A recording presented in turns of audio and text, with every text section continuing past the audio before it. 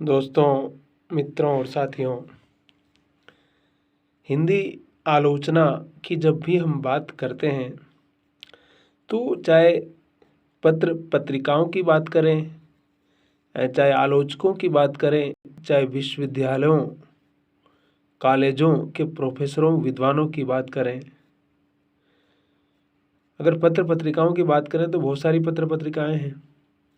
हंस है, आलोचना है, ज्ञानोदय है, तद्भव है, ढेर सारी पत्र पत्रिकाएं हैं, वागार्थ है। ये जितनी भी पत्र पत्रिकाएं हैं, इनका वैचारिक संसार को निर्मित करने में कितना बड़ा योगदान है और संपादक किस तरह से अपने आप को वहाँ प्रेषित करता रहा। चाहे कमलेश्वर जो संपादक थे, मोहन राकेश भी कभी संपादक हुआ करते थे, राजेंद्र यादव ने आपको बताया कि हंस को जिस मुकाम तक पहुँचाया, और जिस तरह से इस सबाल्टर्न डिस्कोर्स को उन्होंने पूरा हिंदी साहित्य का एक अभिन्न हिस्सा बनाया, वो अपने आप में बहुत महत्वपूर्ण है। और उन्होंने कहा कि विश्वविद्यालय क्या है? विश्वविद्यालय तो कब्रिस्तान है। यहाँ बैठे हुए हिंदी के जो सो कॉल्ड विद्वान है, हम सभी की बात नहीं कर रहे हैं, जो लोग काम कर रहे हैं निश्चित रूप से उनका बहुत महत्वपूर्ण योगदान है।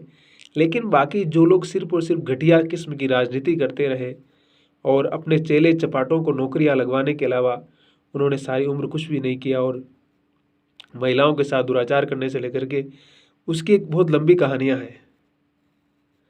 तमाम तरह की नैतिक रूढ़ियों को तोड़ते हुए उनको एक अड्डों में तब्दील किया जहां सिर्फ अपने लोग रहे और सड़ान पैदा करने का काम किया।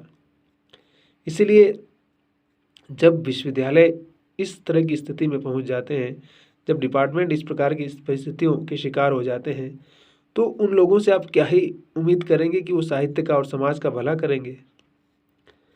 जो लोग सिर्फ और सिर्फ अपने घटिया किस्म के स्वार्थों में निमग्न है, वो समाज के बारे में क्या सोचेंगे और समाज का क्या भला करेंगे? वो उनसे किस प्रकार की हम उम्मीद कर सकते हैं कि वो आपके बारे में सोचेंगे और जन चेतना की बात करेंगे, लोक चेतना की बात करेंगे और जन विस्तार की बात करेंगे। और इसीलिए आप देखते हैं कि हिंदी के जो लेखक हैं उनको इतना उनकी लोकप्रियता नहीं है जितना कि भारतीय भाषाओं के, चाहे कन्नड़ हो, चाहे तमिल हो, चाहे पंजाबी हो, चाहे गुजराती हो, चाहे कोई भी भारतीय भाषा हो, कश्मीरी हो, उर्दू हो। उसका कारण ही यही है कि हिंदी के लोग अपनी ही दुनिया में और अपने स्वार्थों में और अपनी क्षुद्र दुनिया में इस प्रकार से तब्दील रहते हैं, इस प्रकार से जमे रहते हैं कि उन्हें समाज के बारे में शायद सोचने का समय ही नहीं मिलता है। बातें बड़ी बड़ी करेंगे, लंबी लंबी फेंकेंगे, फेंकने का उनके बड़े उस्ताद हैं, लेकिन काम की जब बात करेंगे तो कहते हैं कि जब नौकरी लगानी होगी तो अपने लोगों को ढूंढेंगे, शादी करनी होगी तो अपनी जाति की लड़की को ढूंढेंगे, और बात करेंगे कि हम देश में जातिवाद तोड़ रहे हैं, हम देश को जेंडर डिस्क्रिमिनेशन से बाहर कर रहे हैं, हम तो किसी प्रकार का भेदभाव मानते ही नहीं है, सबको बराबर मानते हैं।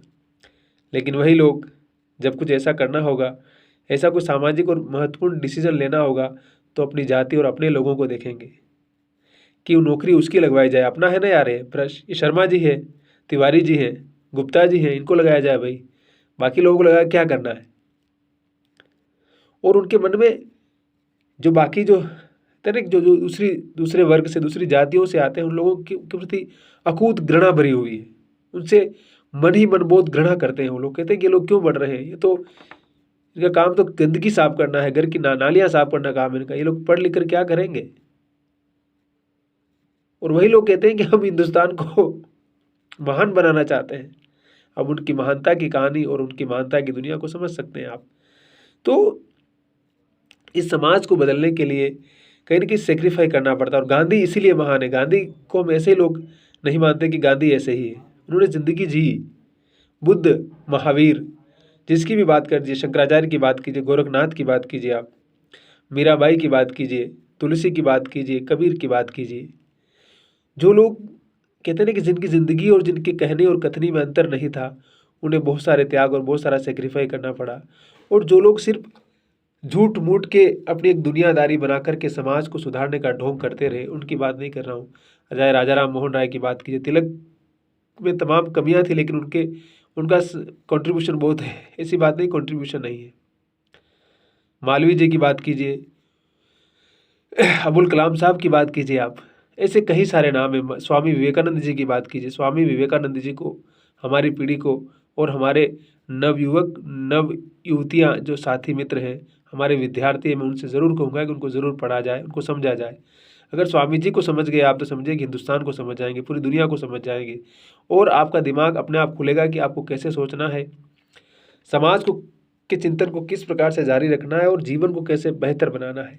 वो विचार आपको मिलेगा, सबको मिलेगा। इसलिए स्वामी जी बहुत महत्वपूर्ण विचारक के चिंतक है। उन्होंने उन्होंने तमाम तरह की डिस्क्रिमिनेशन, तमाम तरह के भेदभाव और भारतीय समाज और इतिहास, धर्म और राजनीति से लेकर तमाम विषयों पर अपने विचार रखे और बड़े खुल के विचार रखे उन्होंने। इसलिए स्वामी जी का महत्वपूर्ण स्थान है और स्वामी जी को पढ़ा जाना चाहिए, बहुत ज़रूरी है हमारे लिए। तो हंसते रहिए, मुस्कुराते रहिए, मस्त रहिए, आबाद रहिए। Thank you. और आज का दिन आपके लिए शुभ रहे। इन्हीं शुभेच्छाओं के साथ हमारे साथ बने रहिए और मस्त रहिए।